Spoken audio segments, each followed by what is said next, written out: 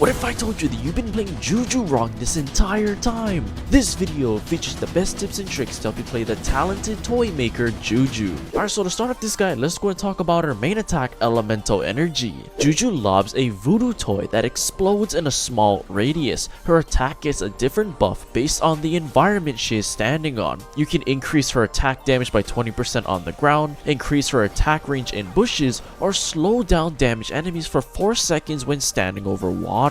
Now, a time where I recommend use her ground attack is when you're being pressured hard by the enemies. Since you can deal 4,000 more damage at max level when you are standing on the ground, you want to be on this environment type when facing higher health enemies such as tanks and assassins. But just in general, it would be a good rule of thumb to just stay on the ground when you're facing close range brawlers. As long as you can outrange the enemy or don't have any problems connecting your shots, you want to be standing on the ground to deal that extra damage. You can't ever go wrong with dealing more damage, so try and lane brawlers or play on maps where you can stay on the ground most of the time. Now, when you need more range, this is where her bush attack comes into play. Since you can extend your range up to 9 tiles when standing inside of bushes, this helps Juju outrange many brawlers in the game. The downside is that Juju's main attack speed is pretty slow already, so the farther you shoot your attacks, the more time the enemies will have to dodge your projectiles. Now, I would recommend staying in bushes when you're facing throwers or mid to long range brawlers. Since you will obviously struggle against brawlers that outrange you, seeking shelter in bushes and behind cover might be your only option. Stay inside of bushes to not only protect yourself, but to extend Juju's attack range and put up a fight. This makes Juju even more versatile, despite dealing less damage to compensate for the additional range. Now, if you want to escape the enemies or slow down the enemies, you want to be using Juju's water attack. Standing over water can be super toxic, especially since Juju is a thrower, and the fact that this attack can slow down the enemy for the next 4 seconds,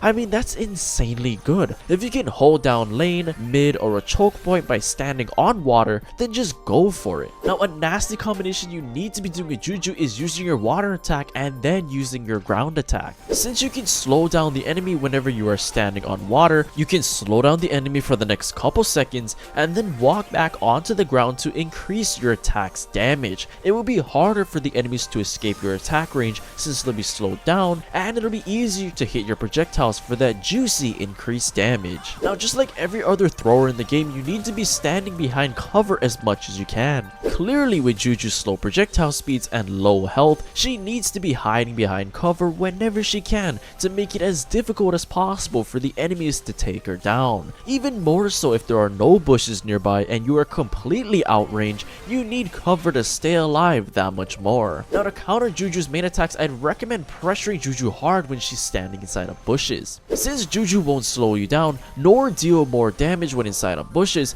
the best time to try and kill Juju is when she's standing inside of bushes. Whether if that's pressuring her up close or taking her down from a distance, Juju's weakest buff is being in bushes as far as taking the enemies down quickly. But okay, that's gonna be it for Juju's main attack. Let's go to talk about her super from the other side. Juju throws a head doll that spawns her voodoo doll Gris, who chases down and attacks enemies. Gris walks towards the nearest target, and when it gets within range of the target, it stops and shoots with a medium range needle. Now, an important time where you can use Gris is as a defensive tool to keep yourself alive. When being pressured hard by tanks and assassins, you can place Gris to take damage for you, but to also deal a lot of damage onto the enemy. This can help Juju stay alive and at least give her a fighting chance against aggressive brawlers in this meta. Now, this next tip kind of goes with the previous one, but you can use Gris to tank damage for you. Even against brawlers that aren't tanks and assassins, you can still use Gris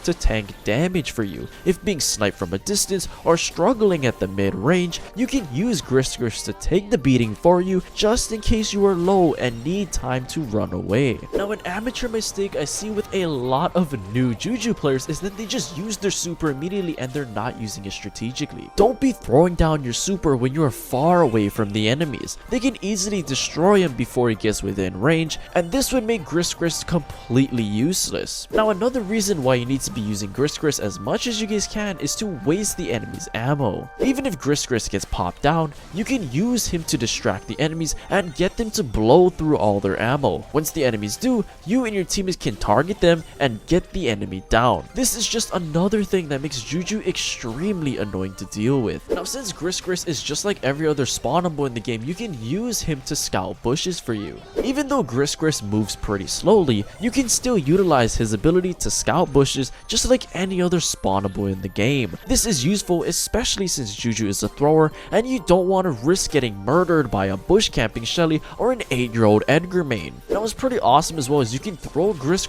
over obstacles or walls to surprise the enemies. Just like Larry and Laurie, you can throw Gris over walls and obstacles, which is great. You can use your super to take down enemies that are trying to hide behind walls to heal up. Even using Gris to counter throwers is absolutely perfect since he has so much health. Now probably the biggest way you can counter Gris is to just stay out of his attack range at all times. Since Gris's main attack range is 5 tiles, you want to be staying outside of that range as much as you can. It should be even easier since Gris stops to attack, so you should have even more time to dodge shots or just continue to run outside of his attack range. Try and just burst down Gris as soon as you see him so you don't give him the opportunity to get within range in the first place. But okay, that's gonna be for Juju's super. Let's go to talk about our gadgets, but the first one I want to talk about is Voodoo Chile. Activating this gadget allows Juju's next attack to combine the buffs from all environments. Now this gadget is going to be great when you need to deal a huge amount of damage immediately. When you are being rushed, especially by an aggro, you can slow them down,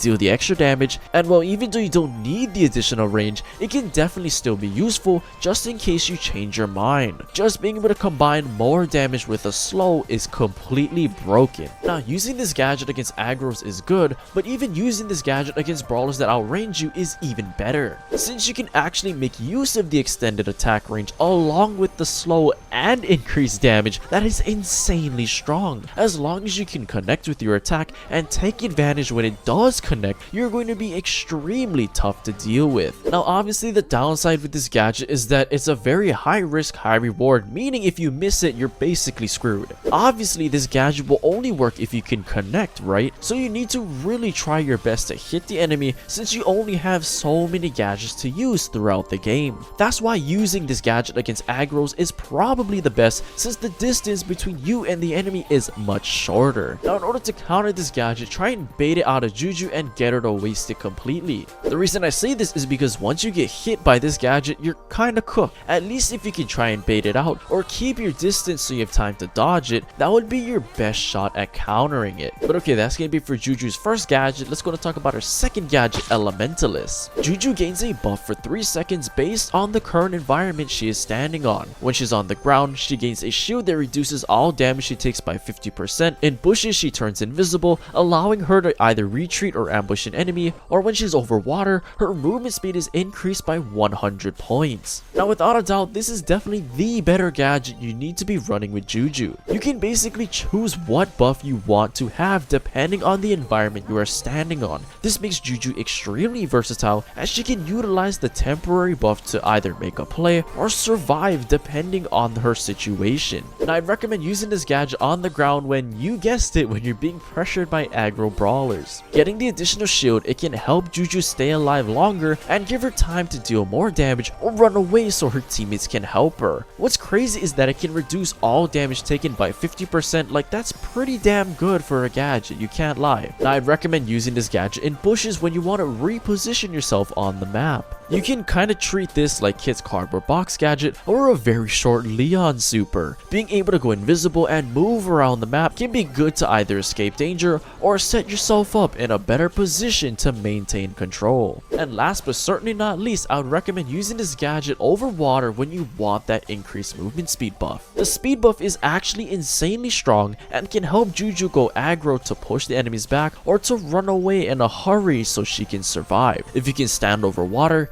hit the enemy with your main attack, slow them down, then use this gadget to speed yourself up, I mean, that's a deadly combination. But okay, that's gonna be it for Juju's gadgets. Let's go to talk about her star powers, but the first one I want to talk about is Guarded Gris.